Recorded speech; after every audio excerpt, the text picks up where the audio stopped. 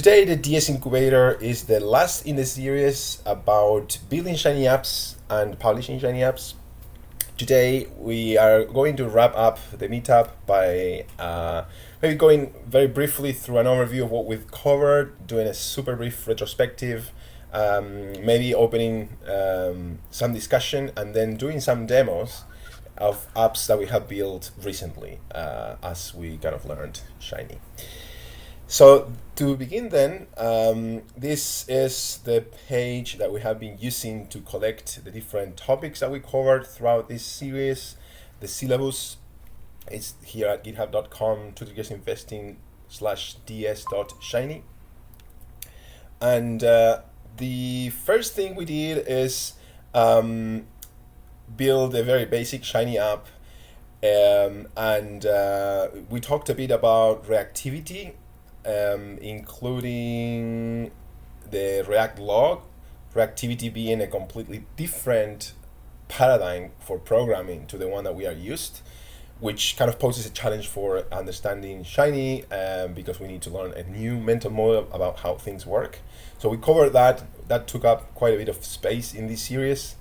Then we talked about workflow, so how you actually go about working with Shiny, which keyword shortcuts you might want to know about, how you set up the viewer so that the app appears either on the web browser if you want, or in the viewer panel if you want, and things like that. Also how the workflow, well actually that we covered later. So then we covered debugging, so some strategies that you may want to know about when something is going wrong and how you can fix that, including some tools that you can use that you might be already using if you are debugging R code in general, but then there are some challenges that Shiny poses that are unique to Shiny, and then there are some tools that you need that are specific to debug problems in Shiny. Finally, or almost finally, then we covered the idea of packaging Shiny apps, so distributing, building Shiny apps and sharing Shiny apps in our packages. And finally, we cover very briefly some strategies for publishing Shiny apps. We cover the most simple ones. As a little bit of a retrospective, I think that Shiny is such a big topic. Maybe I was a bit ambitious in how much I wanted to cover, so I kind of end the series feeling that we haven't covered everything that I wished we have covered, but also I decided to kind of cut it short in a way, because I also felt that because there is so much to know about Shiny that that it was going to be too boring and too technical. So yeah, that's my sentiment of what didn't go so well. What did go well is that at least I learned a lot about Shiny to the point that I could use what I have learned to build a Shiny app that is now on production and is serving a purpose for 2 degrees. If there is time, I'm going to show that one, but I'm more interested in showing an app that Jackson built. Jackson, are you still there? Can I hear your voice? Yep. Awesome. I'm still here. Because I saw my internet being weak for a moment. And then the one thing we could improve, I think, is the idea of trying to aim for less content, because this is so far the longest series that we have had, with something about 10 meetups. Then the second longest was testing, which took 7 meetups and was also a little long. So I'm going to be trying to only aim for more like superficial coverage of different topics, or smaller topics, so we can cover them in depth but not take up so much space. So that is my side of the retrospective. So we have some people in the room, so I'm gonna open the room for a little bit of a discussion to see if my sentiment about this series is shared, if you have any other things to add in terms of what went well, what didn't go so well, and what we could do to improve. Maybe 5 minutes to discuss that.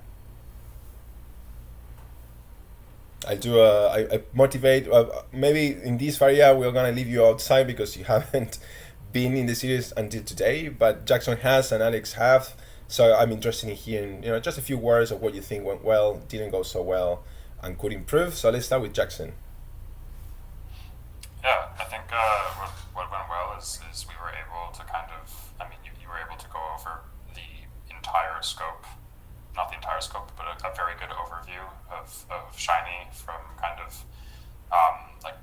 hindrances to publishing, and I think at least the resources and kind of tools that are necessary to go through that process, we kind of went over, which I think is awesome because, as you said, it's a pretty huge topic, and having a resource to just go jump back to and say, oh, I need to read up more on reactive values now or something like this is helpful. And I think on the flip side to that, of course, there's so much that needs to be learned, especially I think with Shiny shifting from like the normal coding paradigm that the kind of paradigm that we're used to. That it kind of like it almost doesn't make sense to show everything unless people are actively running examples. I think that a lot of it won't make sense until you run into problems and have to debug yourself. And I think only a handful of the participants actually have worked with Shiny before, and I think the ones that hadn't probably might not understand why some of the topics were as important as they are, and probably won't understand that until they actually get their hands dirty with working on projects. Thank you. Alex, do you have any opinion, any comment? Yeah, I'll start that I know that Shiny is a topic near and dear to your heart, which I think has shown in this. You handled this topic, which is not an easy topic. You handled it very well, and I think a big part of that was this time around you really focused, as Jackson mentioned, on what sets programming in Shiny apart from other programming that people have done that you have done in R. It does involve changes in thought, and I thought you tried to explain that very well. As far as the format goes, I think this one you did as more of a lecture format, whereas in the past you've tried to hold, I would almost call them workshops. I think that the lecture format works well for you, and you did a really good job of segmenting things into half-hour chunks, which made the lecture format work, whereas in the past that workshop format is really tough to do over several weeks with half-hour sessions.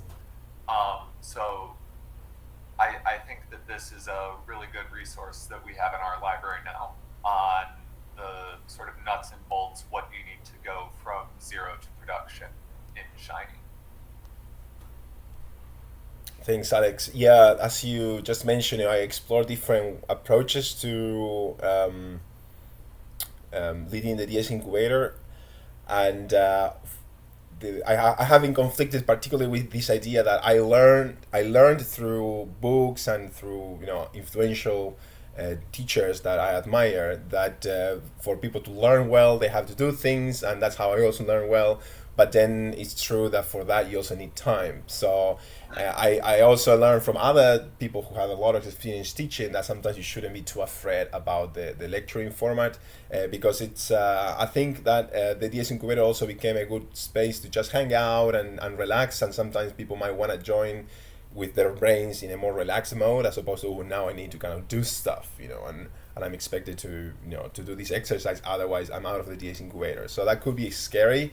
It's particularly for Tuesdays where people have their brains fried in 2 degrees. They have so many meetings.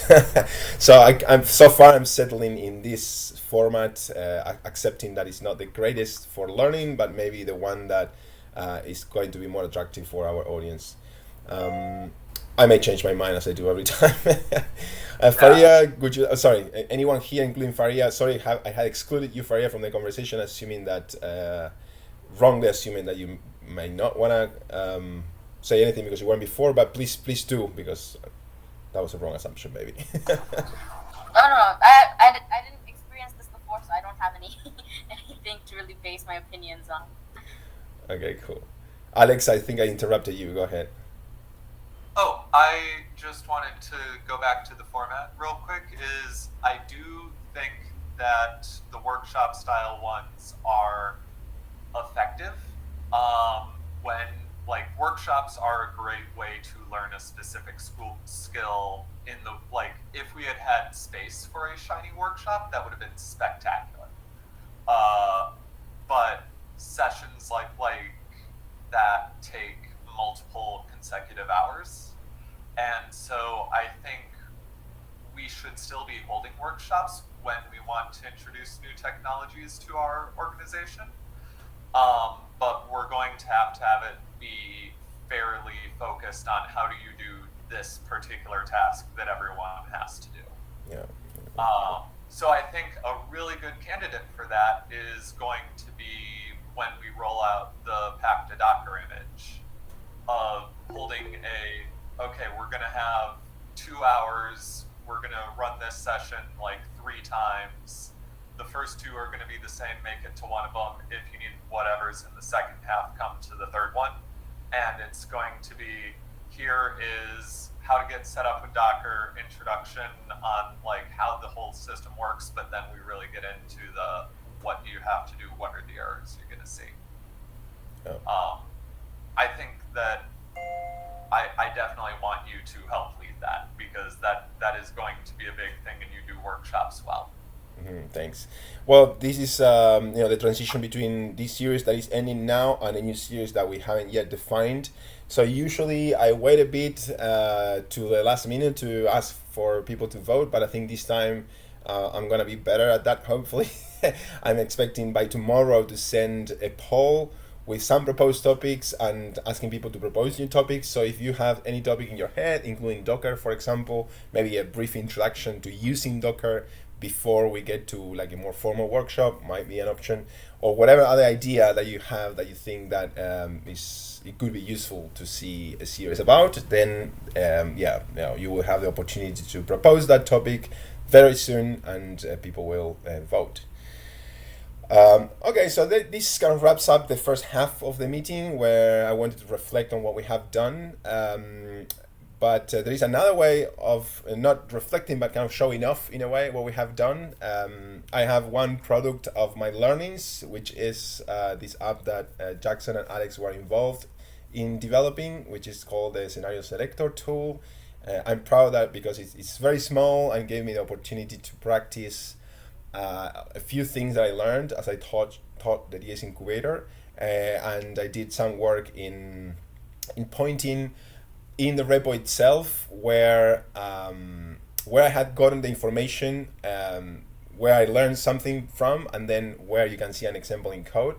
So I'm going to do, because I'm at that topic, I'm going to just show the page so that people can serve themselves a demo if they want, so they can go there and explore. And then I'm going to pass the baton to Jackson to fill the rest of the time with his awesome app. So let me jump here. So what I'm doing now is first showing you a URL that has the live app, so the result of that work that involved Alex, Jackson, me, and a few other people contributing ideas. This is the app. It's very simple, just a bunch of selectors here to the left, a plot and a table, but it has a lot of thought put into it. The repository under it is this one here, so github.com to guest investing scenario selector. And at the very end of the README file, there is this section called Learning Shiny. So that is the section that I'm most proud about, because in the first part of the link shows basically a chapter in the book or a section in the book by Hadley, Mastering Shiny, where I learned something, and then in parentheses you will see the word code highlighted too as a hyperlink. So if you click that link, that will take you to some part of the code that illustrates an example, gives an example that implements that lesson that I learned from the book. So that was my way to capture what I've learned in a real life app that I could revisit later, and that in developing itself was a way for me to learn. So with that, I invite you to visit this app if you want, but I will pass the ball to Jackson, so you can, I'm gonna stop my screen, so you can tell us about your super awesome app that became famous. That's a bit of a stretch maybe, but, but yeah, I'll show it off anyways. I'm just gonna screen. I expect you guys to see our studio briefly. Yes. Awesome. Yeah, so maybe I guess I thought I'd just go over the structure of the app first, but I'm thinking now maybe it makes more sense to show what it looks like first and then go over the structure. So give me 1 second. Yeah, let's do this. So this is the final product of the app that I was working on. So I was working on it with an old friend, Adrian, and we were just doing this kind of side project just for fun. We found like a lot of free data that was available, oil and gas data that was available, published by the UK government, and it was kind of presented heinously, and like it was really vast wealth of information just in like the most unusable format possible. I'm really showing my opinion, so I hope the UK Oil and Gas Authority doesn't end up watching this video. So we decided that it would be cool to make it more accessible, especially to the public, since it's really interesting information for them to have a look at. And so basically, it's you're greeted with this kind of simple splash page. There's a little report explaining kind of the context of the project that someone else sort of worked on, and then you kind of exit the splash page, and it's really simple app. You have this table on the side that shows equity holders and ultimate parents for various oil and gas licenses, and you can kind of query this for different companies to see which companies own licenses in the North Sea, and you can also play around with this interactive map here and sort of select different subblocks and see who owns that subblock, and also select all the other subblocks that are owned by that ultimate parent. So it's just a way to play around and kind of understand sort of, you see Repsol owns quite a large portion of the oil and gas licenses in the UK, and it's just kind of a way to explore this ownership. And for instance, when you select BP, you see, of course, that they're quite present in the oil and gas licenses in the UK. And there's all this kind of fun interaction. There's little pop-ups. You can reset the table and kind of start interacting with it from scratch. And there's finally, since this table is relatively small to kind of for UX to be able to sort of swap back and forth between the map and the table. If you want to see more data points, you can click View Full Table, and this full data set will load with a lot more fields and information around each of the licenses. And so that's basically the whole functionality of the app. It's really not that crazy. And maybe to get into sort of implementation details, it's actually two different Shiny apps. One, they're both hosted on shinyapps.io. One is just this structure, this map and table structure, and the other is literally just a data table, like no bells or whistles, really straightforward serving of a data table. And 252 pages of licenses.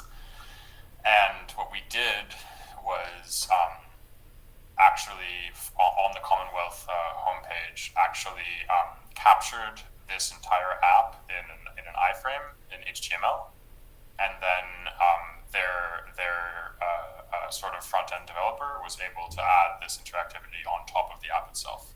So there's all of this sort of like pop-up menu is really just added reactively on top of the base Shiny app. And so that's a way to kind of keep the Shiny and R processing portion of it minimal, and really, just the server side work really just handles data processing and spits out the results, and kind of allows the UI and UX part to be done in maybe a more suitable language, or in a more kind of in a different way. So yeah, that's basically the app. And I can show just briefly this is the source code for the main dashboard. So if I have a look at the structure of this, why is it not letting me scroll?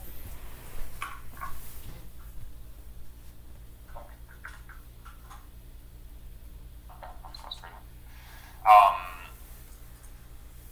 Just do it this way. It's really just it's in the structure of an R package.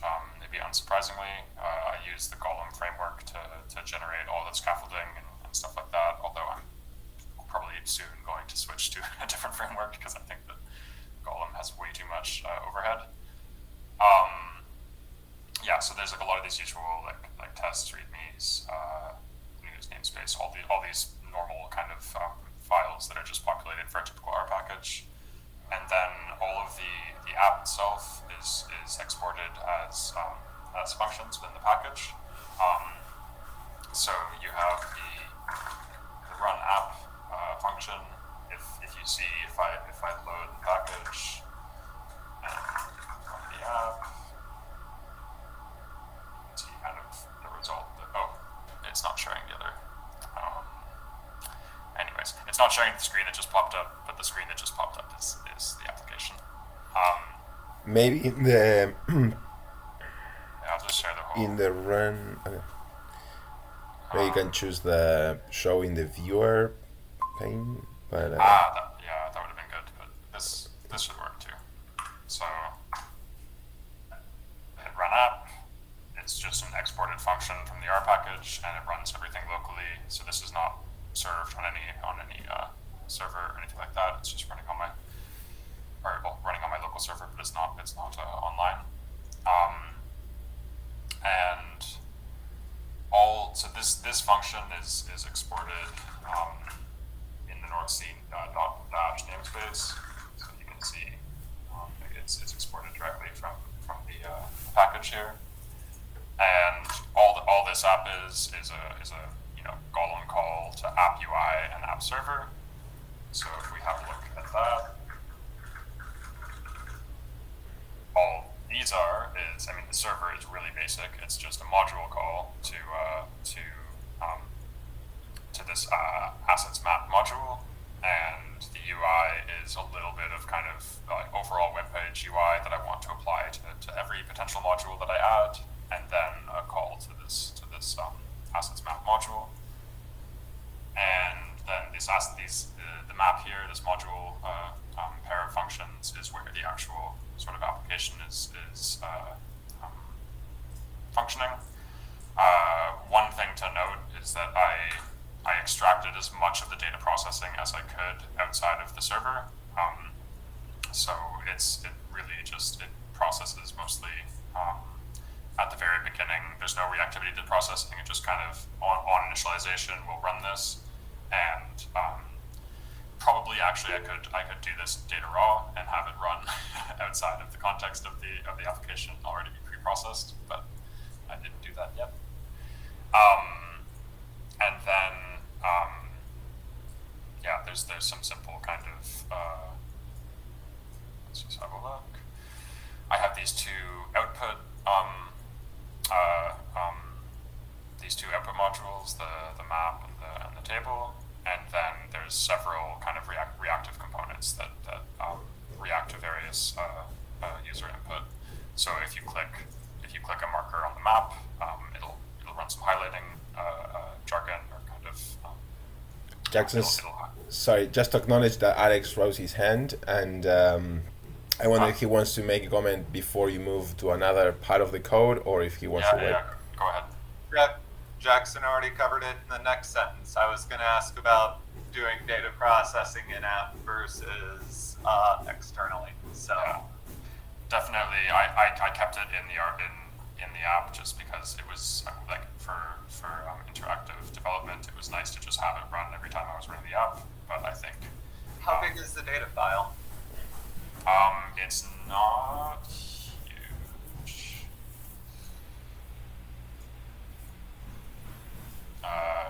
The biggest one is 1.8 megabytes. Okay, so it's not like we're actually adding significant delays. Exactly. Like the efficiency of the app, it spins up like in a couple seconds. It's not. It never seemed to cause that much of an issue. That's another interesting point, maybe. So I tried to be as reproducible as possible in all of my data sourcing and pre-preparation and pre-processing. Some of that was very difficult because I had to manually pull data from some random webpage on the oil and gas authorities website, which was a huge hassle. But all of the company ownership, I was able to source using this Python library. And so I've kept, like, again, this is probably not strictly best practices, but I've kept explanations and the source code for how I did all of my kind of data, like raw data pre-processing in this data raw folder.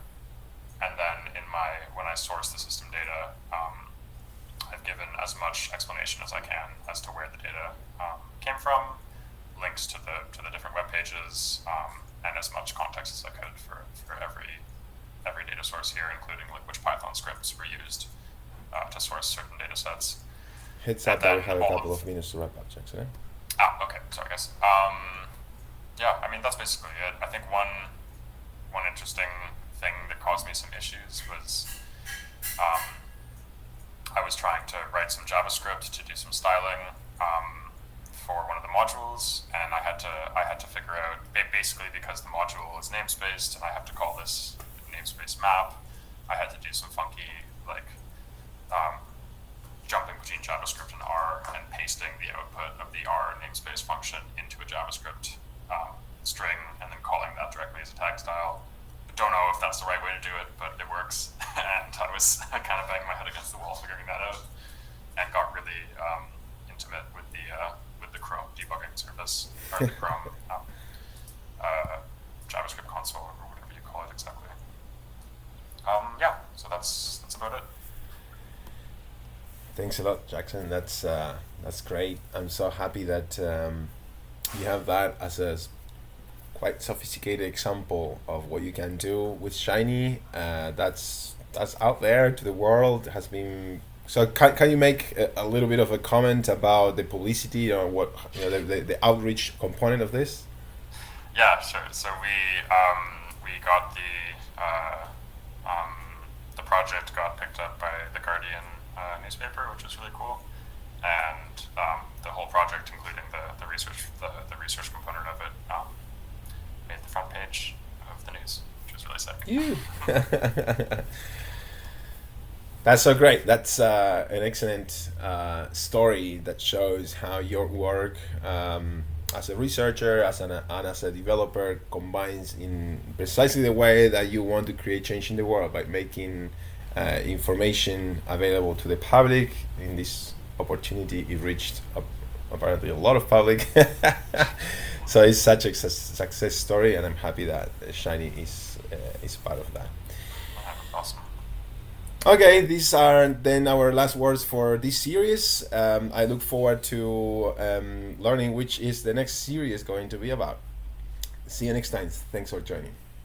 Awesome. Thanks, Paolo. Thank you.